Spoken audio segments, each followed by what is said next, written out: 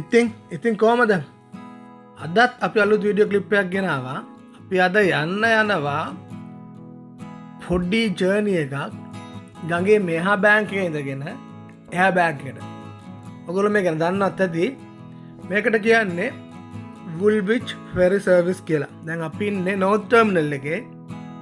අපි මේ North Terminal එකේ ඉඳගෙන South Terminal එක පැත්තට Woolwich Ferry එකෙන් යන්න හිතන් ඉන්නවා. ඔයාලට පේන්නේ මේ දැන් ෆෙරි එකට යන්න තියෙන වෙහිකල් queue එක තමයි පේන්නේ. දැන් අපි ඉන්නවා queue එකේ. සාමාන්‍යයෙන් මේ Woolwich වල යුද්ධක යා කරන්න තමයි මේ ෆෙරි එක තියෙන්නේ. ඔයගොල්ලෝ දන්නවා ලන්ඩන් වල ගොඩක් ප්‍රවාහන මාධ්‍ය තියෙනවා. අපිට ලන්ඩන් වල ඉන්නවා නම් London tram, London bus, London train, underground, ඊළඟට cable car, ඊළඟට London cruise service ඒවා use කරන්න පුළුවන්. දැන් අපි මේ ඉන්නේ ferry එකට ඇතුල් වෙන ගමන්. ඔයාලට පේනවා දැන් අපේ කාර් එකත් ඒ queue එකේ හැමින් ferry එක ඇතුළට යනවා. දැන් අපි ඉන්නේ ferry එක ඇතුලේ.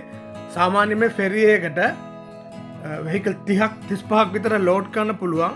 මෙතන ferry දෙකක් තියෙනවා. ඒ කියන්නේ මෙහා බැංකෙන් එකක් එහා බැංකයට යනකොට එහා බැංකෙන් එකක් මේ පැත්තට යනවා. ඒ කියන්නේ දෙකක් හැමතිස්සෙම එයාලා ඔපරේට් කරනවා මේ Woolwich ferry එකේ. සමහර දවස් වලට එකක් යූස් වෙනවා එදාට ගොඩක් ඩිලේ. ඒ කියන්නේ අදත් විනාඩි 30ක විතර ඩිලේ එකක් තිබුණා අපි ගිය දවසෙත්.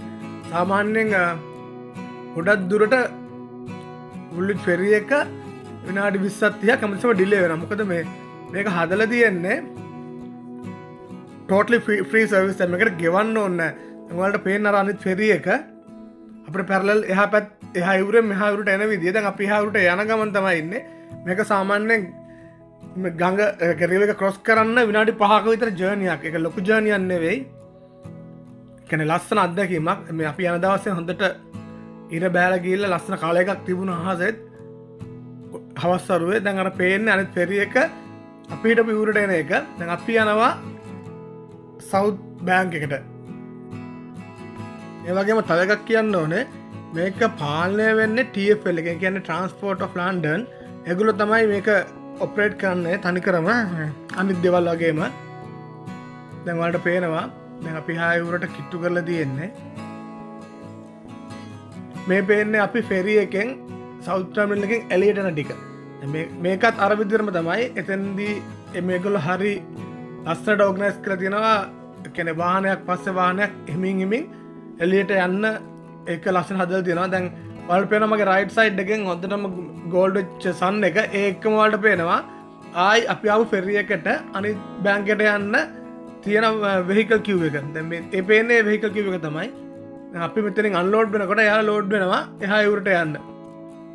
මෙතනින් පස්සේ අපි මේ ගඟ දිගේ අනිත් ඉවුර දිගේ පොඩ්ඩක් ඉහළට ගියා. තව ලස්සන තැනක් බලන්නකෝ එතන කොහමද කියලා. කොහමද තේම්ස් ගඟේ ලස්සන. දැන් අපි ඉන්නේ තේම්ස් ගඟේ North Bank එකේ.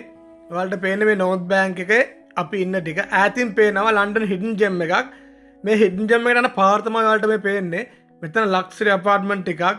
ඒ වගේම North Bank එකේ ලස්සන view එකක් මෙතන බලා ගන්න පුළුවන්. දැන් අපි යන වෙලාවේ Thames River එක low tide. වතුර නැහැ. වතුර හැදිලා තියෙන. දැන් ඔයාලට පේන්නේ මේ මඩ් ලේ එකත් ඔතන පේන්නේ. ඒකෙන් ප්‍රයෝජන ගත්තේ මේ ඉන්න පරවියෝ ලිහිනියෝ වගේ කුරුල්ලෝ. දැන් මම අර queue එක තමයි ඔයාලට ඈතින් පේන්නේ. ඒක තමයි ලෝකේ තියෙන ලොකුම mobile flood defense system එකක්. ඒකට කියන්නේ London Thames Barrier කියලා. මේ London Thames Barrier එක build කරපු නිසා Central London වල 125 square kilometers area හැමතිස්සෙම defense වෙනවා හදිසි ගම් වතුර තත්ත්වයකදී.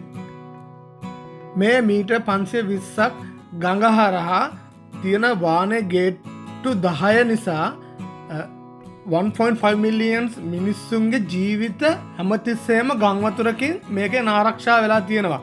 ඒක තමයි මේකේ තියෙන ලොකුම වැදගත්ම දේ. සාමාන්‍ය තත්ත්වයකදී මේ ගේට්ටු 10ම ගේට්ටු ටික ගම් පත්ලට ගිහිල්ලා සම්පූර්ණයෙන්ම ෆ්ලැට් වෙනවා. ඊට පස්සේ හදිසියෙන් ආපු කියන්නේ හයි ටයිඩ් එකක් හරි ෆ්ලඩ් එකකදී මේ ගේට්ටු හයිඩ්‍රොලික් වලින් ක්ෂණිකව ක්‍රියාත්මක වෙලා අංශක 90ක් ඉහළට සිරස්ව බිත්තියක් වගේ කැරකැවිලා උඩට එනවා. මේකේ තියෙන මැද ගේට්ටු 4 විතරක් මීටර් 61ක් විතර උඩට එනවා කියලා කියනවා. ඒ කියන්නේ සාමාන්‍ය ගොඩනැගිලි 5ක ටොන් 3300ක බරක් දරන්න පුළුවන් විදියට ඉස්සෙනවා කියලා තමයි මේක හදලා තියෙන්නේ. මේ ගේට්ටු 10 සම්පූර්ණයෙන්ම වහන්න විනාඩි 75ක් 90ක් අතර කාලයක් ගත වෙනවා කියලා තමයි මේගොල්ලෝ එස්ටිමේට් කරලා තියෙන්නේ. මේ අපි ඇවිදගෙන යන්නේ ඒකත් එක්කම තියෙන පාක් එකකට. ඔයාලට පේනවා මේ ගේට්ටු 10 ලස්සනයි මෙතන. අර ලෝ ටයිඩ් එක නිසා අර මඩ තට්ටුව උඩ කුරුල්ලෝ එයාලගේ රජදානක් හදාගෙන තිබුණා. හරිම ලස්සනයි එතන. බලන්නකෝ එයාවට කොච්චර නිදහස් නිස්කලංක පරිසරයක් තියෙනවද කියලා. කොහොමද හැන්දෑව? ඉර හොඳටම බෑලා ගිහලා ගෝල්ඩන් කලර්. හරිම ලස්සනයි. මම අර ඔයාලට කිව්ව පාක් එක තමයි මේ තියෙන්නේ. මේක ලෙෂර් පාක් එකක්. හරිම ලස්සනයි. ආයි මට හදිසියෙම හැගටුණා යන ෆෙරි එකක්. මම ඒකත් ඔයාලට පේන්න ඕන නිසා මේ වීඩියෝ ක්ලිප් එකට මම අල්ලගත්තා. ඔයාලට පේන්නේ ලන්ඩන් පැත්තට යන ෆෙරි එකක්. දැන් මේ අපි ඇවිදගෙන යනවා අර පාක් එක ඇතුලේ. මේක ගොඩක් ග්‍රීනරි ලස්සන පාක් එකක්. මේක ඇතුලේ ඕන ඇක්ටිවිටි එකක් කරන්න පුළුවන්. ඒ කියන්නේ ස්පෝර්ට්ස් කරන කයට ස්පෝර්ට්ස් කරන්න, ඊළඟට ඇවිල්ලා ලෙෂර්ලි ඉන්නවා ලෙෂර්ලි ඉන්න. ඒ වගේ ඕන දෙයක් මේ පාක් ඇතුලේ කරන්න පුළුවන්. මේ පාක් එකට කියන්නේ තේම්ස් බැරියර් පාක් කියලා. මේක තියෙන්නේ අපි එනවා නම් සිල්ල ටවුන් එකේ පැත්තේ. සිල්ල ටවුන් එකේ පැත්තෙන් තමයි අපිට මෙතන රීච් කරන්න පුළුවන්. ඔයාලට පේනවා කොච්චර ලස්සනද කියලා ඇතුළ. හැමතැනම ග්‍රීනරි. හරිම ලස්සනයි.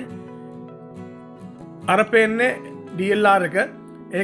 ඒක ස්වයංක්‍රීයව යන අර ලංකාවේ කියන මොනෝරේල් කියන වගේ ට්‍රේන් එකක්. ඒකට ඩ්‍රයිවර් කෙනෙක් නැහැ. ඒක යන්නේ ස්වයංක්‍රීයව. මේ පේන්නේ අර පාක් එකේ උඩ තිබුණ බ්‍රිජ් එකක්. මම එතෙන්ට ආවිල්ලා උඩ ඉඳගෙන ගත්ත වීඩියෝ ක්ලිප් එකක් පල්ලෙහාට. එතකොට ඔයාලට පේනවා එක කියන්නේ ලස්සන රටාවලට කපපු ගස් ටිකක්. ඒ ගස් ටික හදලා තියෙන මෙතන පාක් එකේ මේ කියන්නේ සෙන්ටර් එකට වෙන මැද කොටසට වෙන්න. ඒක හරි ලස්සනයි. ඒගොල්ලෝ මේ කියන්නේ මේ කවුන්සිල් එකෙන් මේව ලස්සනට හදලා මේව නඩත්තු කරනවා. කිසිම කියන්නේ කුණු පොඩ්ඩක්වත් නැති වෙන්න ලස්සනට මේව නඩත්තු කරනවා. මේ පේන්නේ එතන අර ඈතින් පේන්නේ DLR ස්ටේෂන් එක, සිල්ල ටවුන් ස්ටේෂන් එක. ඒකත් එක්කම පේන්නේ තියෙන අපාර්ට්මන්ට් සෙට් එකක්. අපි දැන් ඉන්නේ බ්‍රිජ් එක උඩ. මෙතෙන්ට පේනවා DLR ට්‍රේන් එක එන විදිහ හරි ලස්සනට. ඒ වගේම මේ පේන්නේ රේල් ට්‍රැක් එකට සමගාමීව සිටි එයාපෝට් එකේ ෆ්ලයිට් එකක් ලෑන්ඩ් කරන විදිය තමයි. දැන් මෙතන ලස්සන කියන්නේ දැන් සිල්ල ටවුන් ස්ටේෂන් එක, සිටි එයාපෝට් එක ඔක්කොම එක ළඟ පිරලා තියෙන්නේ. මේ තියෙන තේම්ස් බැරියර් පාක් එකේ එන්ට්‍රන්ස් එක. මෙතන ගොඩක් කාර්ය බහුල හැමතිස්සෙම වගේ කට්ටිය ගැවසෙනවා. මොකද සිටි එයාපෝට් එකත් කිට්ටු හින්දා. ඉතින් අපි ලස්සන දවසක් ලස්සන විදියට ඊස්ට් ලන්ඩන් වල මේ සිල්වර් ටවුන් ඒරියා එකේ ගත කරා. ඉතින් තවත් වීඩියෝ එකක ඉක්මනට හම්බ වෙනකම් ඔයගොල්ලෝ ඔක්කොටම බයි බයි.